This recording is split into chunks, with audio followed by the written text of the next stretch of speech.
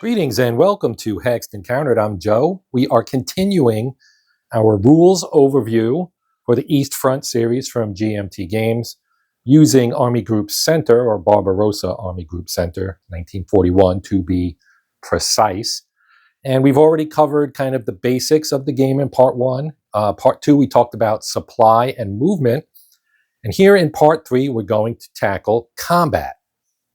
Now, we may go further than that. There is a bunch of, I don't know how to put it, probably more in-depth stuff afterwards, like engineering and victory rules and things like that come after that in the rule book. There's things about the inset map, fortifications, railroad conversion, surrendering, special units on both sides, and so on and so on. So let's not beat around the bush. Let's get right down to the action. So the first thing we're going to talk about is rule section number 12, which is pre-combat actions.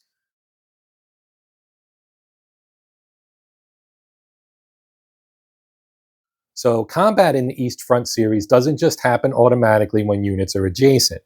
The active player has to declare attacks. This happens in the attack declaration phase, where you place a declared attack marker on each enemy occupied hex you are going after. Once an attack is declared, you're locked in. You can't just change your mind later if the odds don't look good. You can only attack into a hex if terrain and hex side rules would allow movement into it. For example, you can't declare combat across an impassable hex side like a lake or a prohibited swamp crossing. In this example here, you can see both of these two units are adjacent to this Soviet unit, and they can therefore attack it because these are clear hexes, and there's no hex side that would prevent them from crossing. There are exceptions, such as armored units being able to attack across major rivers if they are attacking together with units that are actually eligible to cross. Likewise, Soviet units projecting a zone of control into swamp hexes can sometimes pull motorized attackers into those battles, even if normally they'd be barred. In this example right here, we have this unit that is across the river, and typically the rules would require that you must attack both adjacent units, but in this case, he could choose which hex to attack because the river means that they can't, that basically removes that rule. That actually brings us to the required attacks and zone of control rules. And this is where things get a little bit subtle. If your attacking units are sitting in an enemy zone of control, you can't just cherry pick which defender to fight. This is the rule I was talking about. Every enemy hex projecting a Zoc into your attacker's hex has to be included in combat, either directly or by another friendly unit. So, if you're stacked next to multiple defenders, you may find yourself dragged into multi-hex battles, whether you wanted them or not. It's a clever way the system prevents surgical attacks in isolation. And that's the example we see here. The river cancels his Zoc into this hex, or cancels both of their Zocs because they're both across the river. So he could choose which one to attack because he is permitted to attack across the river. Another example before we move on. Okay, so in this example here, the weather is mud, and all hexes are clear terrain hexes. The Soviet units are in A, C, and D. The Germans are in B and F. The Soviet armor unit, which is this guy right here, A, does not project a Zoc into hex B, where the Germans are, because it's mud.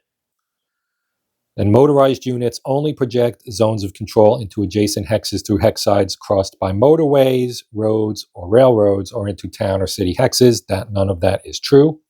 So the Axis player decides to attack the Soviet armor unit with his units in B and F. Given the current positioning of the units, the infantry unit in hex B could not attack the armor unit in hex A unless it also engages the Soviet unit in D. Because the Axis infantry unit in hex B is in the Zoc of the Soviet infantry unit in D, it must attack that hex. And that means if another Axis combat unit with sufficient strength occupied hex E, it could attack the Soviet unit in hex D, thereby freeing the unit in B to join in the attack on the Soviet armor unit. So it gets a little bit complex and subtle, as I mentioned earlier. And it's the kind of thing that once you play it through a few times, you'll get it down. But there are a number of rules, and normally I would say let's cover a lot, but there's a lot, or let's cover it in more depth, but there's a lot to get through in this video. So just be aware that there are rules that state that you must attack adjacent units if they exert a zone of control into your hex. And you may wonder about C. C has the yellow no ZOC band, therefore it exerts no zone of control. So B is free not to attack C, and it doesn't have to attack A, but it must attack D, because this one and this one do not exert zones of control into hex B. F, on the other hand, does have to attack it because it's adjacent and it's an armor unit. One other thing to be aware of is you cannot declare combat unless the starting odds are at least 1 to 4. Now, when checking these odds, untried defenders are assumed to have a defense strength of 1. Now, those guys typically will be on map with the question mark side up, as we saw in part 1. So in this case, you assume that their defense rating is a 1. Once declared, odds can shift during the setup process, but at the moment of declaration, you need that minimum threshold. So to put it in another way, you would probably only do this, obviously 1 to 4 are bad odds. You would only do this when you're confident that you're supporting factors from artillery and air power, for example, attack supply, and so on, will help you get that to an acceptable ratio. And Stalin being Stalin, you will also have Soviet-mandated attacks. Okay, so Stalin did order his somewhat battered armies to attack the Germans, regardless of the fact that in the first months of the war, the Germans had pretty much thorough advantage and held the initiative overall across the entire front. Now, this is, of course, an extra burden on the Soviet player, and they usually come from replacement table roles, I should say, or scenario rules. So a mandated attack requires at least 6 steps of combat units and must be launched at odds of at least 3 to 2. If the attack goes badly or isn't carried out in time, penalties kick in. Either Axis victory points are awarded or Soviet replacement rolls are made harder. Okay, so here we have an example of your attack being set up. You have a declared attack on this hex right here. So these German units are attacking. Now, once the Germans have moved, and you can see their movements as pointed out by the green arrows, right? That would trigger the Soviet reaction phase. Now, there are rules that limit it, as I mentioned, and one of those rules is being in an enemy zone of control. Now, all of the Soviet units in this case, except for our HQ down here, are in an Axis zone of control, so they would not be eligible to move. If this unit, they would be in a zone of control regardless. But let's just say this unit was back here and not in an Axis zone of control. They could theoretically move up. The other thing that they could try to do is use their HQ, but their HQ is here under interdiction, so they would not be able to use that either. Now let's talk about order markers, such as no retreat and additional retreat. So both sides can place order markers on declared combats. These represent deliberate tactical stances, so no retreat means defenders will stand and take extra losses rather than give up ground. Additional retreat means they'll fall back an extra hex, potentially saving some steps. The terrain has to justify placing these orders, so there are terrain rules you will need to keep in mind. You can't just choose to do them anywhere. NKVD units make things even stiffer, automatically enforcing no retreat in key terrain, and HQs are required to actually issue the orders. So if your command, this is of course on the Soviet side, as the Axis does not use HQs in this game or in this series, if HQs are required to actually issue the orders, so if your command is disrupted, your flexibility here will vary, or vanish, not vary, they'll actually vanish. So here you see an example of a no retreat marker, and you can see the +1 on there. So these units in this hex that is being attacked, it's under the declared attack. This is the same situation we saw a moment ago. The Germans have committed a Stuka for close air support, and the Soviets have placed an order marker saying, do not give up this hex. So they will be willing to take extra losses, and they get a bonus to their defense in that hex. So to wrap up this section on section 12 of the rulebook, which is, of course, pre-combat, we'll take a look at the big picture. And what it shows us is that combat in the East Front series isn't just about lining up your odds. Okay, you can't just build up a big stack and hurl it at the defender. The system forces you to think about command, zones of control, Stalin's pressure on the Soviet side, and even the morale choices of stand fast versus fallback tactics. The fact that so much happens before the dice in the before the dice rolls, sorry, highlights how this is a game about operational planning as much as raw combat power. Okay, so now we are going to move on to section 13. Artillery, will follow that with 14, air power, and then we'll get to 15, which is combat. So we're going to talk about two of the elements that you can use to shift the odds in your favor as you prepare for the combat phase.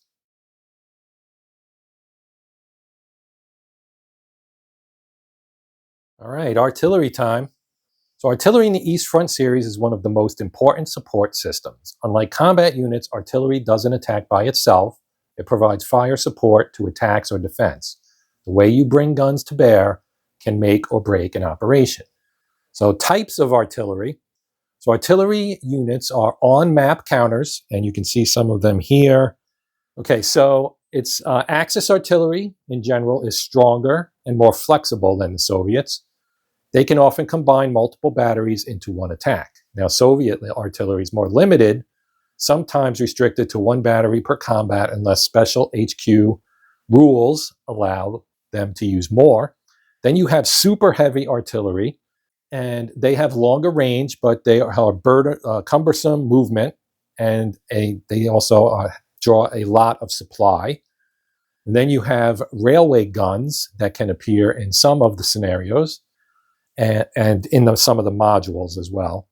And in Army Group Center, they're rare, but possible depending on the scenario. So artillery counters move like units, but aren't frontline fighters. So typically you keep them behind your line. Their job is to sit behind the line and throw weight into declared combats. Each artillery unit has a range on their counter, and it is that number 2 sitting up there in the upper left corner, giving it a range of 2. So if it is within 2 hexes of a target, it can provide fire support. So when supporting combat, you measure that range from the artillery's hex to the defender's hex. If it's in range, it can fire. If not, it can't. Range matters because big guns can sit farther back and still contribute. The catch is that artillery fire is blocked by zones of control in certain situations. You can't just project fire through an enemy-controlled corridor without friendly units clearing the way. So as you may guess, there are 2 types of fire. You have offensive fire and defensive fire. So what we're going to do is we'll talk about defensive fire here first because we have a nice example here. We have some Soviet artillery. You can see 2 artillery units here.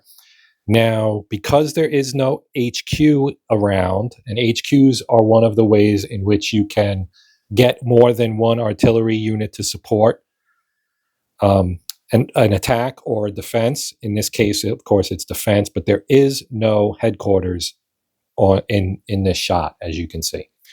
So this one has a range of 2, 1, 2, and it's supporting defense, so it's supporting these 2 hexes, both of which are going to be attacked by the Germans.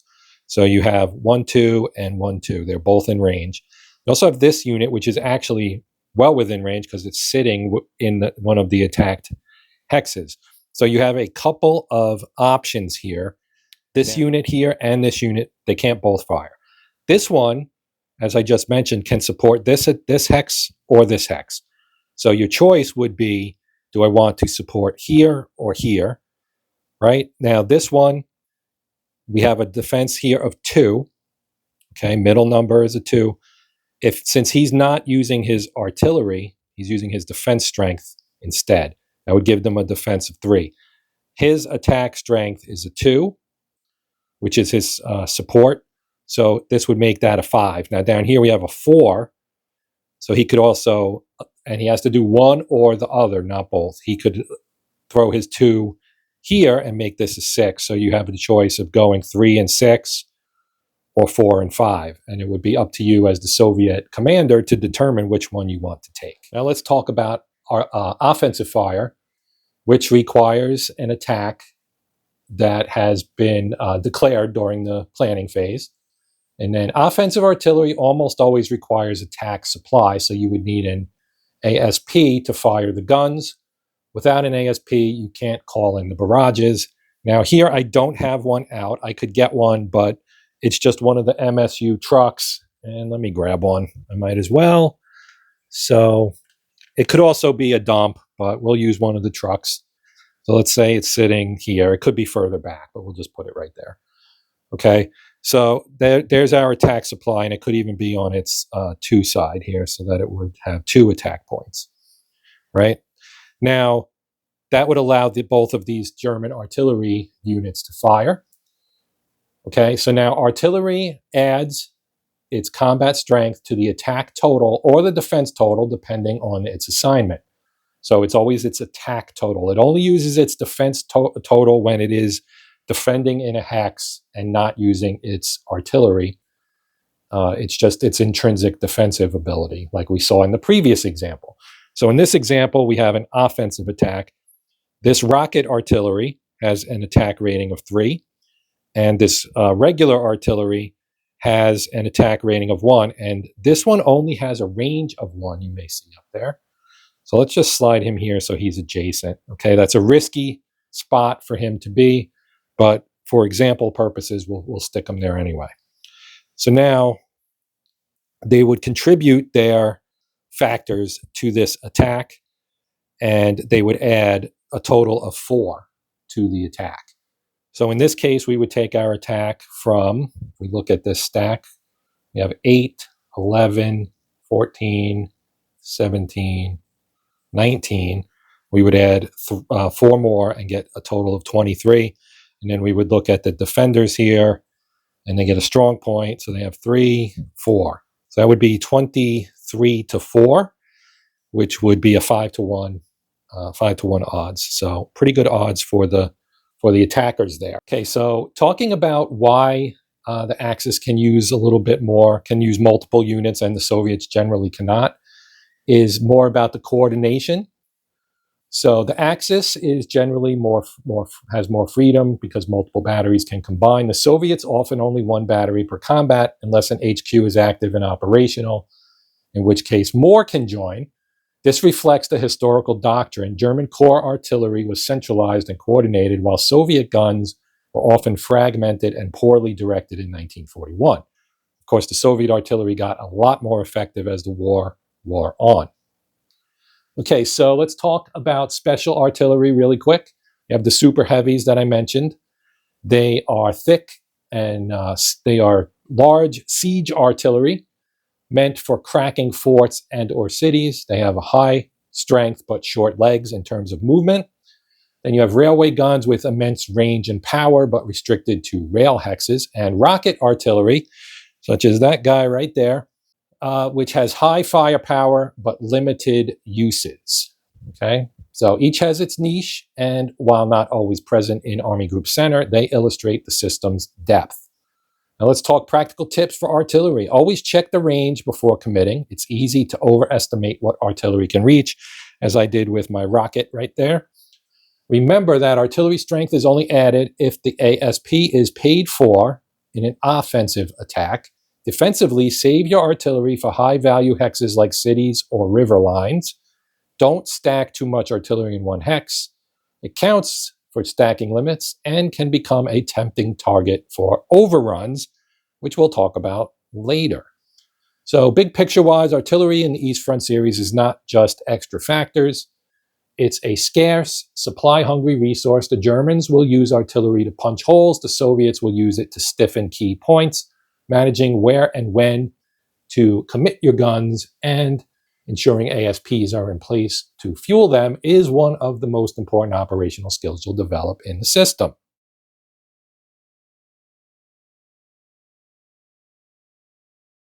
Moving on to Airpower. Airpower in East Front Series is abstract but powerful.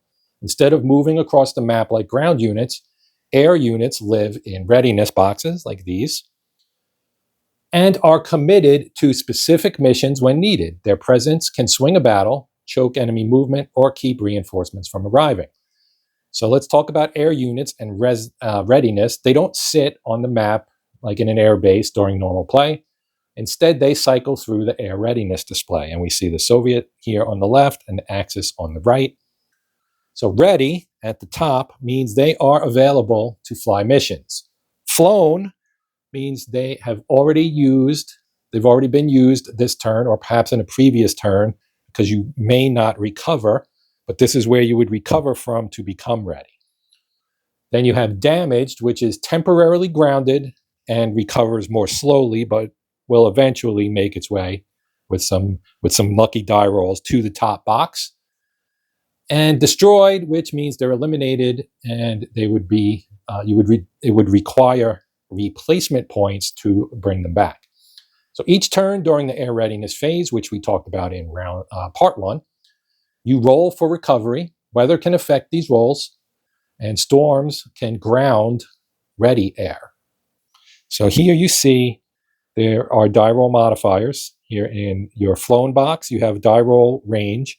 Move to ready on a 1 to 7 would be yes. An 8 or higher would be no. Again, the dice in this game, or the die in this game, is a D10. It runs from 1 to 10, not 0 to 9. You get weather DRMs, a +1 if mud or snow, +2 if storms. Air unit DRMs also, +2 for bombers and transports. On the Soviet side, they recover more slowly. On the German side, only the transports recover more slowly. And you get a -1 for the Moscow group. Okay, as the Germans got closer to Moscow, Soviets committed a special Moscow group that was targeted for making it more difficult to capture the capital. And over here, you can see the Germans, they have a +3 for a storm instead of a +2. They get +1 if frost, which the Soviets do not get. And then they get +2 for transports and a +1 during the logistics pause. There are 4 types of air missions that you can commit your air forces to. We have close air support, which adds strength to a ground attack, ground combat. You have interdiction, which places a zone of interdiction that we talked about in part 2 when we were talking about movement. Places a zone of interdiction on the map, which is kind of like a zone of control. There's a hex that'll get a marker on it, like this one. Yep, just like that one. And the 6 hexes around it and the hex it's in, of course, are the zone of interdiction. And what that does is it can slow or block enemy movement and supply. Then you have air transport, where you can move units or supplies by air, and that is subject to range and capacity limits, and also availability, because it wasn't used very much. And then you have air interception, where you can test the enemy's air missions directly. That's where your fighters come in. Okay, so each mission has its own timing and restrictions, but they all rely on ready units. So you have to fly these missions with units that are in your ready box and available. So we will start by talking about interdiction. And you can see we've got air example 1 interdiction. This is actually air combat. It's showing we've got fighters attacking bombers here. But the way interdiction works, it's air power influencing the map. Where you assign an air unit to interdiction, you place it on a hex within range. That hex plus the 6 surrounding hexes becomes a zone of interdiction, as I just said a moment ago. Now, the effects of that are any unit moving into or through the zone pays extra movement points, and that can often cripple movement through that area. Strategic and railroad movement cannot be used through a zone of interdiction. And supply that is traced through the zone of interdiction suffers heavy penalties, especially along railroads, where each interdicted hex can cost 12 movement points of capacity. This means a single well-placed zone of interdiction can block reinforcements, sever a supply trace, or bottle up an advance. Now let's talk about close air support, or CAS. This is the most straightforward mission. You assign ready air units to a declared combat. They add a die roll modifier or strength depending on the counter, and can be intercepted by enemy air or anti-aircraft fire. So CAS requires the unit to be in range of the target hex. If the mission survives interception and flak, its modifier applies to the combat. Axis CAS is a major edge early in the campaign, while the Soviets is weaker, but grows more powerful over time. Now here we see, again, an example. You've got Soviet fighters defending against a Stuka, which would be what is called a mission unit. You have mission units and firing units. Our BF-109 here would be a firing unit. Its role, of course, is to deal with these Soviet fighters that are attacking the Stuka here. And you can see this is the declared attack where they were going to. So the Stuka would end up in here to assist in attacking this, this attack right here. Then you have the air transport mission, and this would be an air transport unit. You can see the T there. It's got very little combat ability, 0s for close air support and interdiction, and a 1 for its defensive firepower. Now these only would use that firepower, that 1 there, if they were attacked by fighters. This, of course, is a Junkers 52, which was one of the Germans' transport planes. And so the way air transport works, it's pretty straightforward. They can move combat units, supply points, or HQs. It's risky because it's weather sensitive and capacity limited, but sometimes critical, especially for the Soviets trying to reposition behind the front or for Axis emergency supply drops, because capacity is usually measured in steps per mission. Bad weather or interception can cut missions short. And so, yeah, it's important. It's an important tool in the tool belt, but it does come with some inherent risk because, as we just saw on the counter, those planes are not tough at all. Okay, and then the final mission is air interception, and we will go back to that image I showed at the beginning when we talked about interdiction. So interception. Air missions aren't automatic. If the enemy has ready fighters, they can be assigned to intercept. This triggers a die roll to see if the mission's disrupted, aborted, or destroyed. Flak from defending units or cities can also hurt attacking planes. The result, of course, is that your air support's never guaranteed. You commit the plane, but you don't know for sure that it'll make it through. And as you can see here, you've got the double arrows indicating these fire at each other. In this case, this fighter is firing at the bomber, and the Stuka, luckily for them, is actually being left alone, and the 88 is getting the attention of that MiG-3. So the tables that are used, you've got this air initiative table. Okay, so you would roll on this for air combat to determine who has the advantage or initiative.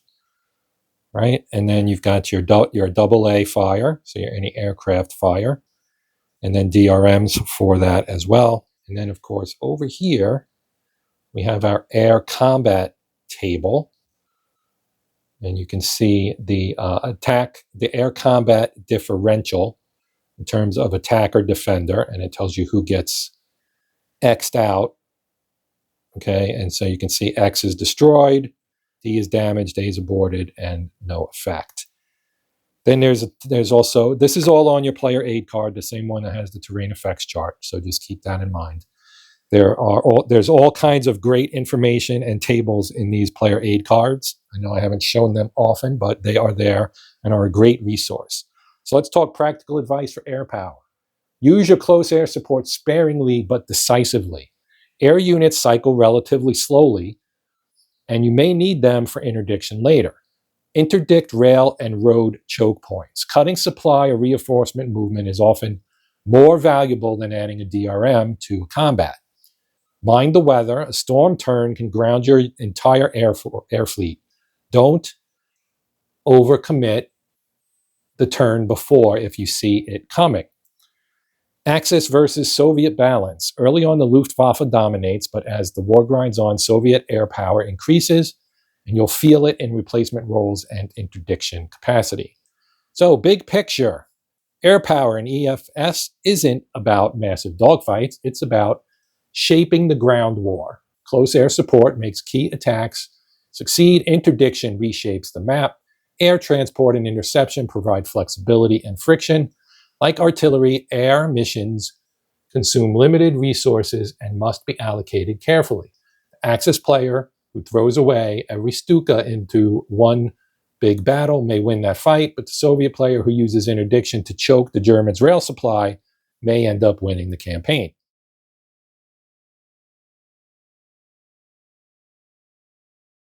All right, now we get down to the nitty-gritty here. It's time to talk about the combat phase. So this is where all that pre-combat work comes together. Every declared attack is resolved in sequence with the odds, modifiers, and support that you've committed all feeding into the result. Okay, so step one is you will be resolving your battles in order. Attacks are resolved one at a time in whatever order the phasing player chooses. The sequencing matters. An early breakthrough might free up exploitation opportunities, while a failed attack might block another assault. So once a battle begins, keep in mind you cannot add new attackers or support. Only what was declared during the pre-combat phase counts. Okay, so we're going to compute our combat strengths. For each attack, you'll total the adjusted strengths of the attacking and defending units. The attackers will start with the printed attack strengths, then apply halving for terrain, weather, or special conditions. If an attack is unsupplied without ASPs, the attackers will take penalties. Now, the defenders will add up their defense strengths, then apply the terrain modifiers. Defense is never halved, but defenders may get bonuses for terrain like cities, forts, woods, rivers, etc. Untried Soviet units at this point are flipped, and when revealed, so that their true values will apply at this point. Then we have to determine the odds, okay? So you divide your attacker strength by your defender strength, which is pretty standard. That'll give you an odds ratio, and then you round down to the nearest legal column on the combat results table that you saw a moment ago. For example, a 1 to 14 attack versus 6 defense is 2.3 to 1. That'll round down to 2 to 1. CRT is unforgiving. Fractions do not get rounded up ever in this game. So you have to keep that in mind. It can be 2.9 and it's going to be a 2. So you just have to deal. Okay, then you apply your die roll modifiers and the column shifts that may be earned or imposed during the setup of the attack. So attack supply with no attack supply points gets a +2 DRM against the attacker.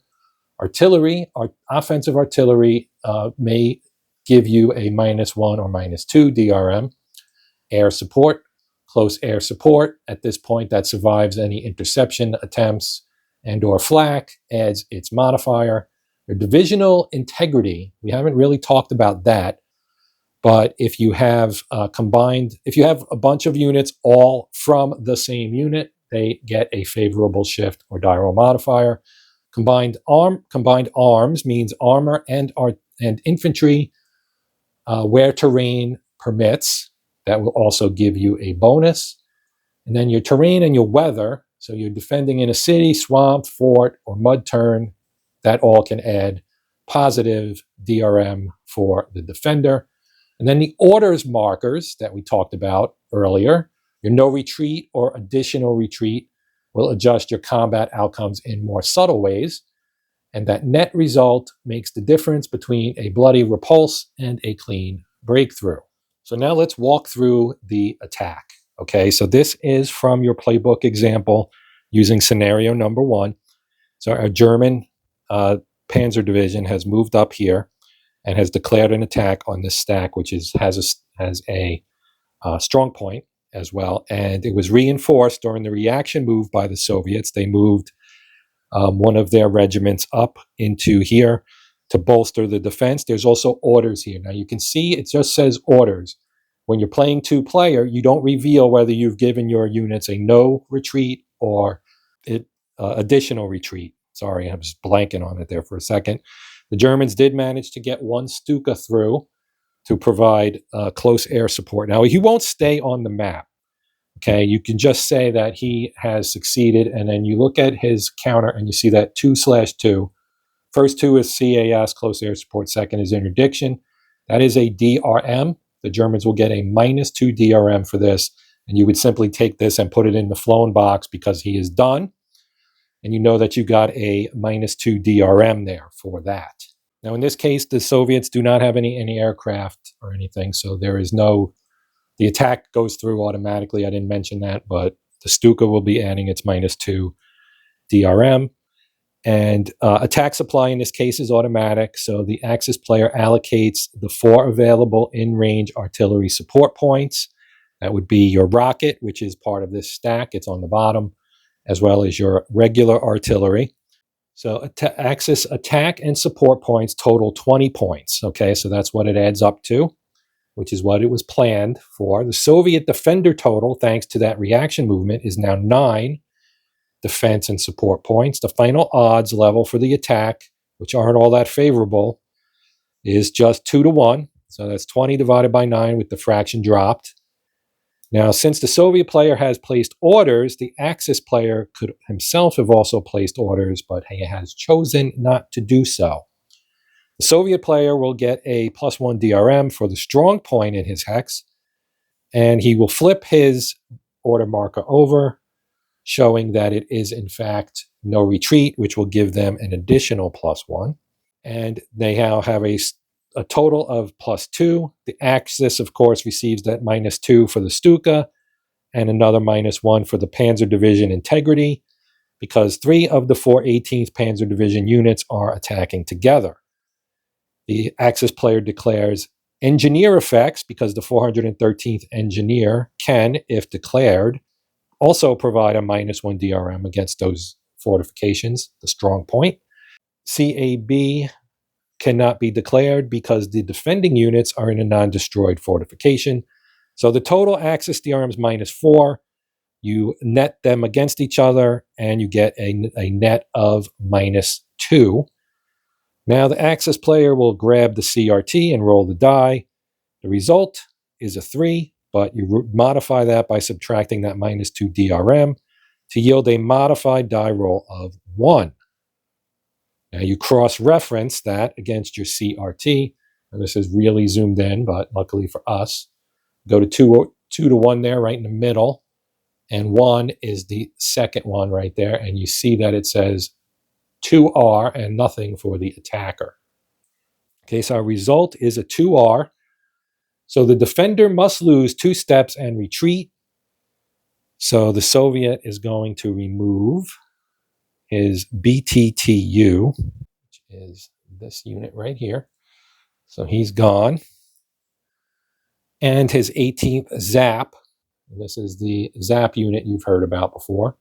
Now this 175th Regiment is the of first Moscow, is the unit that moved in as a reinforcement. So the ZAP is gone as well. And then you have your orders, which will pull off, and your strong point as well. Now, that satisfies the 2-step loss. Now, to satisfy the no retreat loss, 1 additional step of loss is required. So the 2-step 175 is flipped to its 1-step side, and it gets to remain in the hex. And finally, the Axis player exercises his option, which is a scenario rule here, a Barbarossa special rule, to retreat the Nabalwerfer unit, that's that rocket unit, 2 hexes. He was in there. I swear he was. Oh, it's back here. Okay, so I didn't actually have it stacked correctly. So he would retreat 2 hexes to save his bacon and keep him out of the range here, and he would be flipped to his fired side, as with this artillery. They are both on their fired side now, as you can see, and no other combats remain. Okay, so now we have our strong point, and the 171st Regiment. Its declared attack can go away because it is now completed. And that is how combat is resolved. Now let's talk practical advice. Always, always, always double check that attack supply point trace before combat. A forgotten zone of control on a road can nullify your supply and wreck your odds. Use artillery to fix margins. 1 or 2 points of firepower can move a battle up an odds column, which is often decisive. Exploit retreats carefully. Advancing too aggressively can overstack or open you up to a counterattack. Sequence your battles with intent. Resolve the ones that might change the board first. Big picture. The combat phase is the payoff, but it's also the great equalizer. Even the strongest attack can go sideways if you cut corners on supply or support. System forces you to balance boldness and preparation. Panzers can smash through with artillery and air cover, but if they go in unsupplied or suffer fuel shortage, they will bleed badly. This is combat in the East Front series, not just dice rolling, but the culmination of your entire operational plan.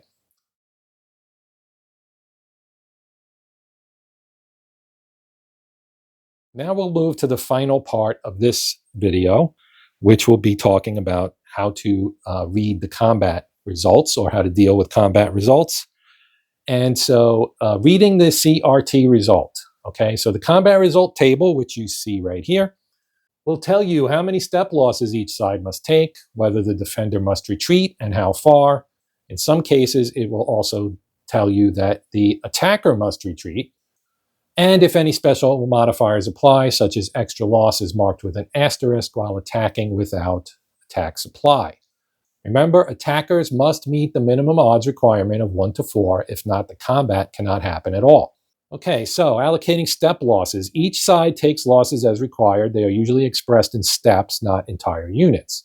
Multi-steps units are reduced by flipping them to their reduced side. If it is a 4-step unit, taking its second step loss, you would swap it out for its 2-step counter.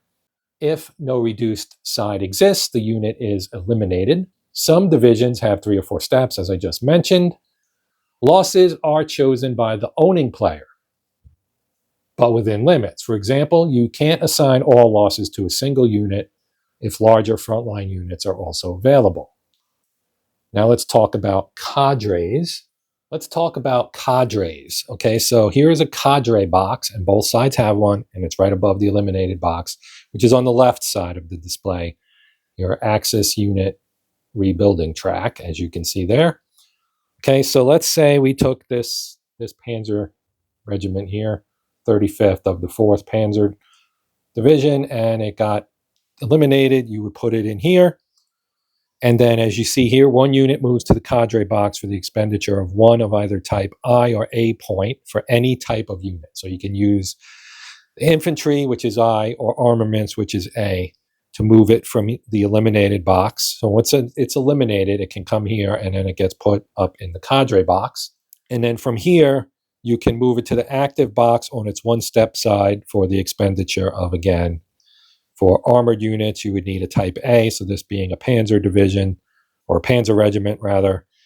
You could get a second one, move it to its 2 side, and then you could actually build it even further if you wanted to by expending additional replacement points, and eventually you could put it in the active box, and then it would become available as a friendly reinforcement. So units can be killed, but go into this rebuilding track and come back after being rebuilt through replacement points.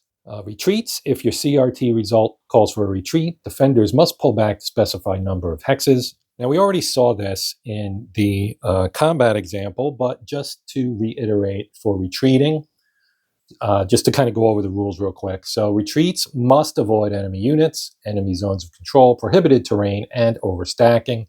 If no legal retreat path exists, the unit must take extra step losses until it's met, and that often leads to elimination. Now, none of this is revolutionary. These rules apply in many war games.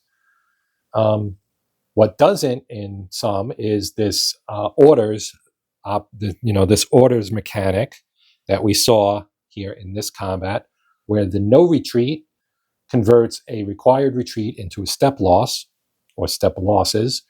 And in our case, that allowed the Soviets to keep the town here of Novi Borisov, which is a victory point hex here in scenario number 1. So it was probably worth it because the Soviets simply win by denying these victory point hexes to the Germans in this particular scenario. Now, attackers can retreat as well, of course. Some results will require the attacker to retreat, and it's handled in the same way. Then you have advancing, and the Germans did not advance, of course, because they could not. But if the defender vacates a hex due to retreat or elimination, attackers may advance after combat.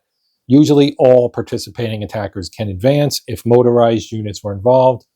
Some scenarios allow them to advance farther, representing exploitation movement. Advance is optional. Sometimes you hold back to avoid overextending. Okay, then we have some maybe special edge cases here I should mention. You've got unsupplied attacks. Results with asterisks cause additional attacker losses if the battle was fought without attack supply. Fortifications, such as strong points, forts, or cities, may absorb step losses differently or reduce the retreat requirement. And your NKVD units may prevent retreats altogether and force extra step losses. Okay, and so then after combat's resolved, you'll update your displays, move eliminated units to the eliminated box, place any cadres if applicable, mark reduced units properly, and update your step reduction or replacement charts as needed. And let's go on to practical advice here. So spread your pain wisely. Don't always sacrifice your best units, but don't hollow out your line by letting cadres clog critical hexes either. Plan retreats in advance. Always ask, if this attack fails, where do I go? If you can't answer, maybe you shouldn't declare it. Cadres are speed bumps. They hold space but rarely fight well. Use them to delay, then cycle replacements in behind them. Exploit advances carefully. Panzers racing ahead look great until they're all unsupplied in the enemy's zones of control. Big picture-wise, combat results are the game's reality check. You may have planned the perfect attack, but once the dice fall, losses and retreats will reshape your front. CRT forces both players to constantly weigh attrition against position. Sometimes you trade steps for ground. Sometimes you give up space to save units. That is the essence of East Front series combat. Victory is measured not just in hexes gained, but in how well you manage losses, cadres, and retreats along the way. That is going to do it for this one. So I had hoped to be able to do this in 3 videos, and I got through the core mechanics of the game in those 3 videos. However, if we look at our rule book here, you can see we got through section 16. There's still 8 sections left. Whether or not I do these, I'm not sure right now.